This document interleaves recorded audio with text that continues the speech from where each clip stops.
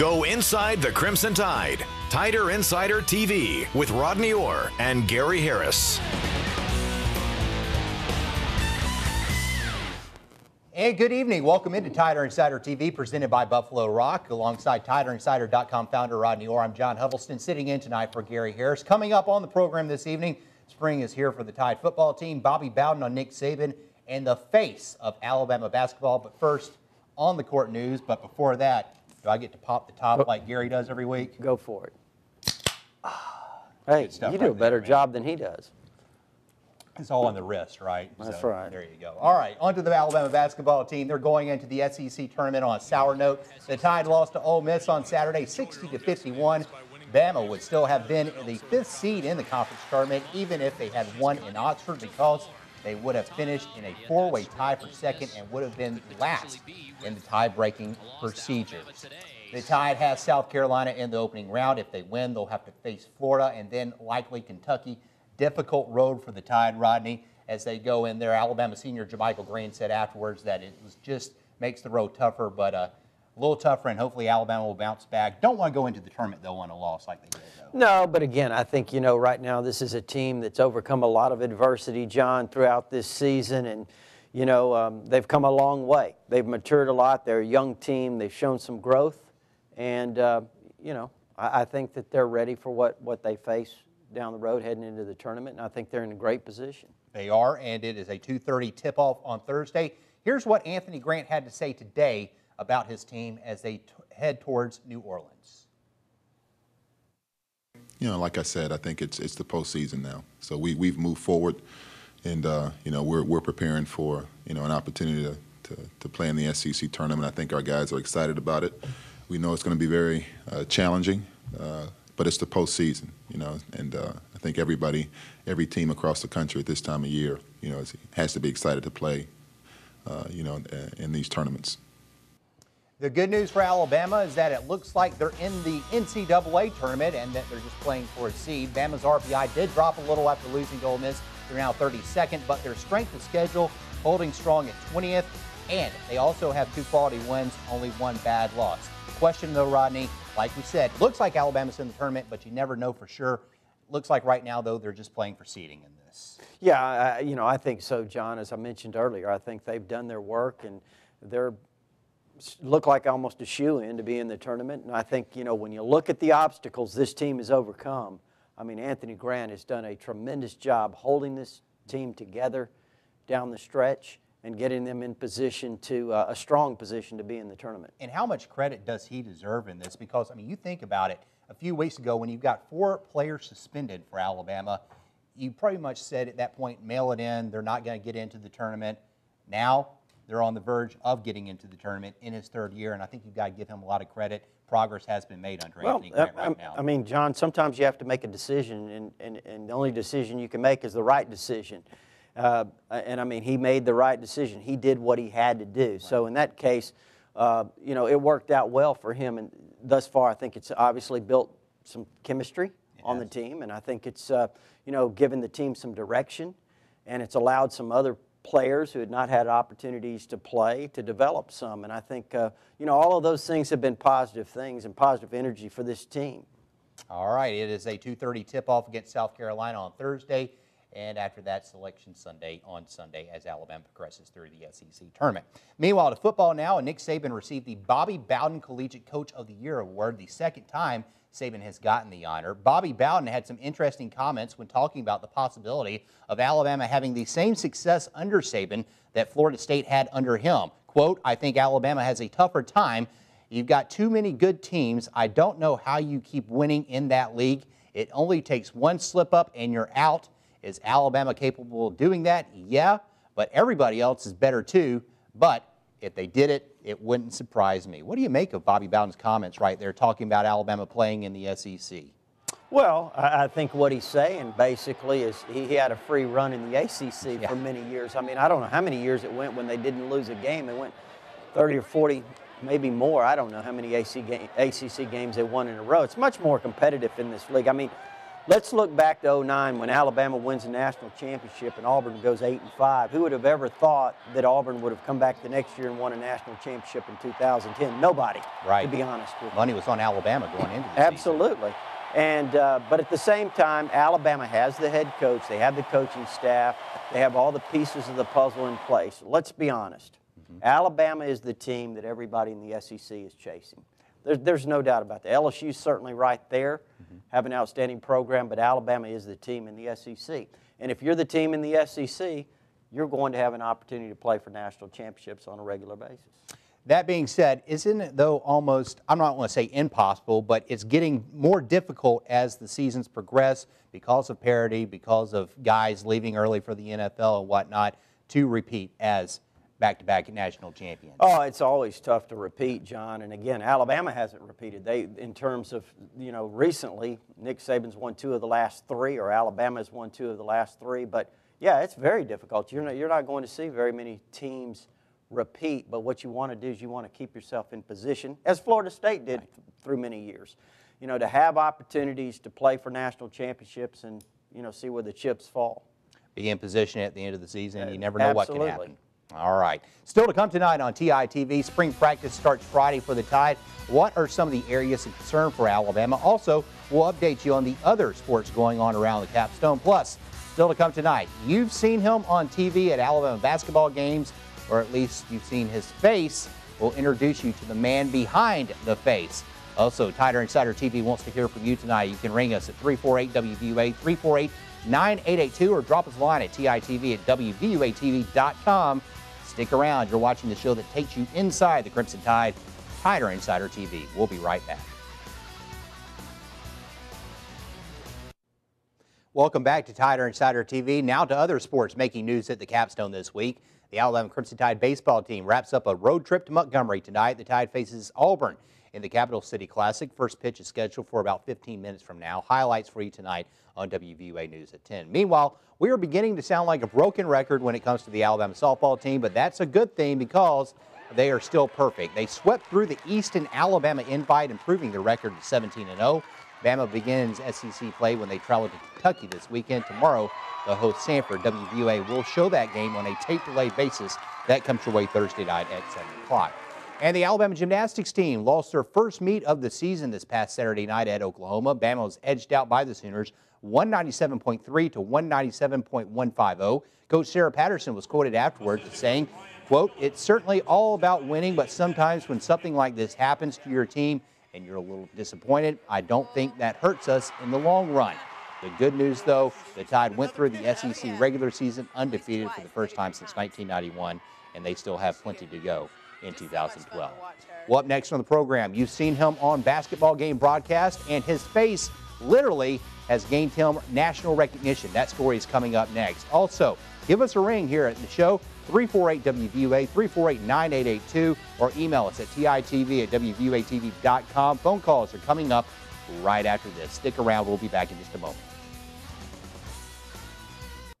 Welcome back. A UA student's face has catapulted him onto the national stage. You've probably seen him on TV, or at least his giant enlarged head. Jack Blankenship has been the talk of the town during the basketball season, and now he has captured a nationwide audience.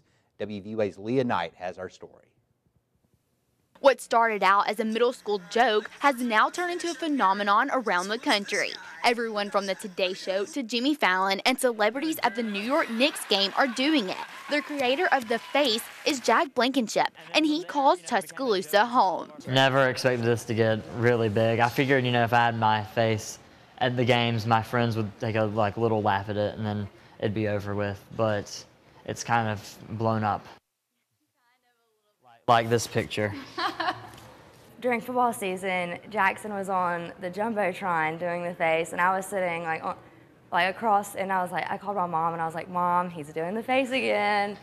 And little did we know, come basketball season, that it was going to be as big as a deal as it is now. Even though some people might consider Blankenship to be famous, friend and co-creator of the face, Austin Jackson, says Blankenship has remained himself. I'm really proud of Jack for the way he's handled it. I'm with him all the time, and he's constantly getting tweets, Facebook messages, emails, phone calls from everybody, and he's handled it really well and been really humble about it, and just he hasn't changed a bit, just still the same nice guy. Blankenship says creating the face is a 5-step process.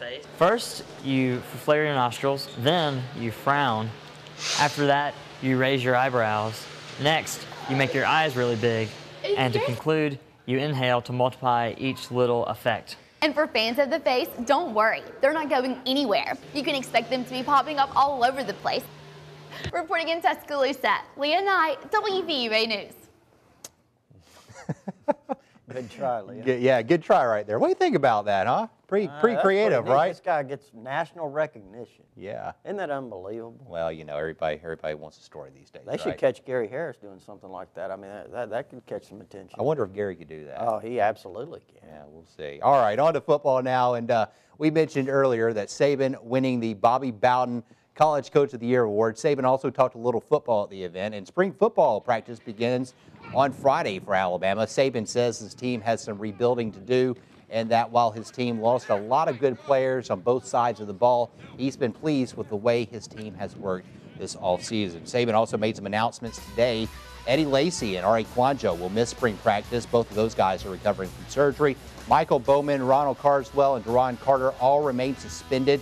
Tyler Love and Andre Billingsley moving on. They have graduated and decided to move on from their football careers. Punter Jay Williams going to focus full-time on baseball, and Brent Callaway moves to linebacker to start spring practice. All right, let's start from the beginning there. Eddie Lacy and Ari Kwanjo right now. Lacy doesn't appear to be a very significant injury, just a case of turf toe, but he's got to get over it as he get into the spring. Well, you know, he limped through a good part of last season and had the surgery, so it's going to prevent him from going through spring practice. So gives an opportunity for some of the other guys, Justin Fowler, D. Hart, who set out last year with a knee surgery as a freshman, T.J. Yeldon, Blake Sims. Those guys, John, will have opportunities to, you know, get some carries, get some experience at least in practices, and kind of acclimate themselves. So next year when we're talking come fall, right, you know, those guys will have some preparation.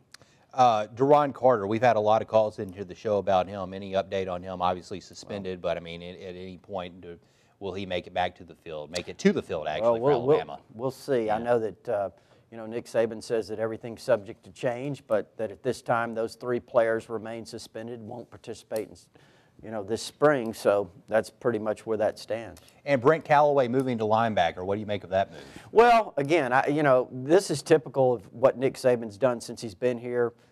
He experiments, makes moves, not necessarily are they permanent moves, and he emphasized today that this was just something that they were going to take a look at. If it worked out well, maybe it could become a permanent move, but at this point it's not. Brent Callaway, very athletic kid. When he originally committed to Alabama, it was with the expectation of playing linebacker. Had a big senior year as a running back, decided he wanted a shot at running back.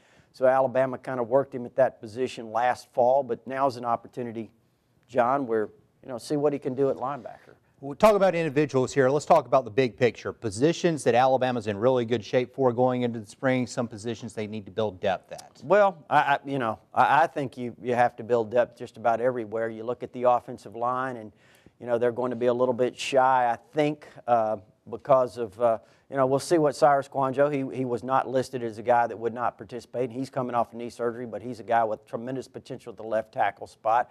Of course, Barrett Jones moving inside to the center spot. You've got Chance Warmack, but I think this is at the left guard spot. But I think, John, this is going to be an opportunity maybe for the Chad Lindsays, maybe Kellen Williams, you know, Austin Shepard, Ryan Kelly, Isaac Latua. Some of those young offensive linemen will give them an opportunity to develop some. I think this is going to be that opportunity for them. Now, when you look on the defensive side of the ball, up front, you know, you've got a lot of young guys. You've got LaMichael Fanning, Jeffrey Pagan, DJ Petway.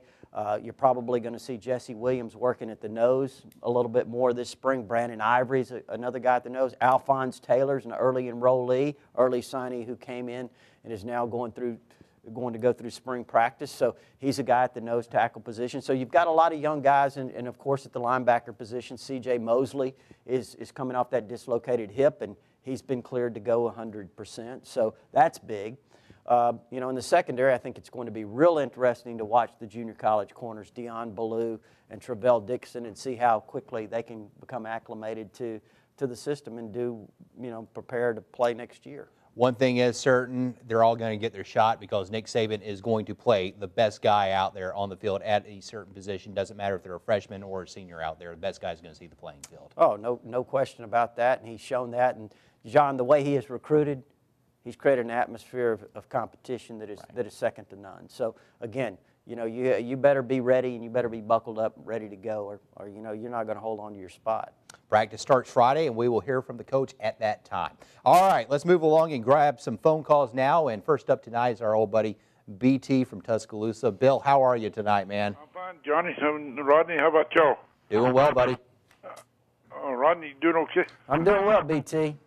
What I want to ask Rodney and Johnny, how long is he not cleared to play? Deron Carter not going to be cleared to play during the season, or what? What's going on with that? Well, BT. I mean, I wish I could give you an answer on that, and but I really can't. I mean, because Nick Saban said today that he's still suspended, along with the other two players, and until further notice, he's suspended. So again, you know, how long will that be? Well, possibly does he have some things he has to do to get himself in position to be cleared? You know, does he do those things? You know, we'll just have to see how things develop, BT. But I really can't tell you if he'll ever put on the Alabama uniform. We'll see. Harold from Anniston joins us now. Harold, welcome into the program, man. Hey, how y'all doing, man? Doing well. Hey, I'd like to say y'all do a fantastic job, man. Thank you, Harold. We appreciate it. My question is, guys, who do y'all really see coming into spring practice as the cream of the crop in the running backs? Well, Harold, they're all a little bit different, you know, when you look at them. Justin Fowler, for example, he's a pounder. You know, he runs between the tackles really hard, and, you know, he showed a little bit of speed last year when he got in the open field against Ole Miss. So, you know, he's a guy with the most experience. D. Hart is more of a flashy type of guy, scat back, if you will, a guy that can do a lot of things on third down, maybe a situational back. You know, not quite as big as the Ingrams or the Richardsons or the Fowlers. You've got T.J. Yeldon, who's come in to compete this spring, a great-looking incoming freshman, one of the best high school backs in the country last year, who's, you know, a big, tall kid, about 6'2", probably 210, 215 right now, has the ability to run, has the ability to catch a football really well, great vision, and if you've seen any of the video we've played here, you know how good he is. Blake Sims is a former high school quarterback, as you know, a very, very good athlete, played some last year, get an opportunity to see him this spring as well. So I don't know if I left anybody out. I think you got everybody. But they've got a pretty good core to work with this spring with Eddie Lacy being out. We had an email, I think, a little while ago, actually. I'll go ahead and ask it for you. T.J. Yeldon, a viewer wrote in, wanted to know, will he see immediate playing time this year? Well, it's always hard to tell. There we John, go, right there, you know, Tony from Tuscaloosa. That's something that's always difficult to predict. But, you know, when you're looking at a T.J. Yeldon, you would certainly expect that he's going to have a great opportunity to play next year. Personally, if I had to guess, and it's only a guess, I would think, yeah, you'll see T.J. Yeldon on the field pretty quickly next year. All right, more of your phone calls and emails when Tider Insider TV continues. Back to the phones we go. Let's not waste any time tonight. Let's go to CB from Tuscaloosa. He joins us. CB. Hey, how y'all doing tonight, gentlemen? Doing well. I tell you, we got this baseball going. We got to get behind this baseball team, man. We got some young pitching, and fielding and hitting's been pretty shaky. A lot of people was trying to quit on them, but we're going to get positive upperclassmen and then veterans. They just going to have to kick it in another gear. We're going to win some baseball games. So roll tide. Let's get with it. I hear you, CB. Yeah, and you make a lot of points. It is a young pitching staff this year. Sometimes when you have a young pitching staff, it takes a little while for them to develop, as is the case with any sport, with any young players out there. But they do have, let's remember, they're young, but they've got some very talented players out there as well. So, and the bats have got to come alive, too, for Alabama to win. True. So. That's true. All right. I haven't heard from CB in a while. No, we haven't, actually. We have not. I was heard wondering from about CB. him. I'm glad he's all right. So, all right. I think we've got a email now. Let's go to that. And it comes to us from David from Tuscaloosa. How does Nick Saban find the top players to recruit? Interesting question, because Saban is quite a recruiter. Well, you know, there's a lot of ways you can find out about players, David. I mean, word of mouth, people email you. I mean, just various different ways on the internet. You can find out reading through some of these networks that provide services. You know, I think there are services you can purchase out there that are available to people to find prospects, get video of the prospects. You know, high school coaches certainly tout their players to colleges. And sometimes what happens is, many times, is you're recruiting a player in an area and the coaches tell you about a player down the road, not only at their school, but maybe at another school that's coming out in a year or two. So you take notes and kind of follow these guys. I remember Reuben Foster, who John committed to Alabama. He first came to Alabama's junior day back in the 9th grade. Sometimes you find those diamond in the roughs too. Point in case Javier Arenas, you know. Oh yeah, I mean, you know, he was a guy, John, that really had no offers. Florida Atlantic was the only school that offered him, and I know that someone sent Randy Ross, who was the recruiting coordinator or director of football operations here at the time, received an email with a link on there saying, hey, watch this guy's video, and it turned into a scholarship offer for Javier Arenas. Turned out pretty good for everybody really right well. there. All right, let's get one more email real quickly here. We've got about 30 seconds. Why have only one practice before spring break for Alabama football? I think it's just the way the schedule works out this year. Well, it is, John, and what Nick Saban was talking about today was you know, some coaches determine that that they're going to practice on the Saturday before Easter, and he's got a choice. Either you practice more days in one particular week than what he likes to do, you save a practice for after a day, or you practice one day before spring break. So he chooses to go one day before spring break. All right, we'll be right back after this. Finally, at halftime of last Wednesday's Alabama-Auburn basketball game, Nick Saban and his team were officially presented the ODK Foy Sportsmanship Trophy, given each year to the school that wins the Iron Bowl. The Auburn student body president had to sing Yay Alabama. Nick Saban addressed the crowd afterwards. And that's it for the show tonight. Thank you very much for watching. We're off to Buddy's now to enjoy some steaks tonight. Hope you'll come out there and meet us as well. For Rodney Orr, Gary Harris, I'm John Huddleston. Thank you for watching Tider Insider TV. We'll see you next week. Good night, everybody.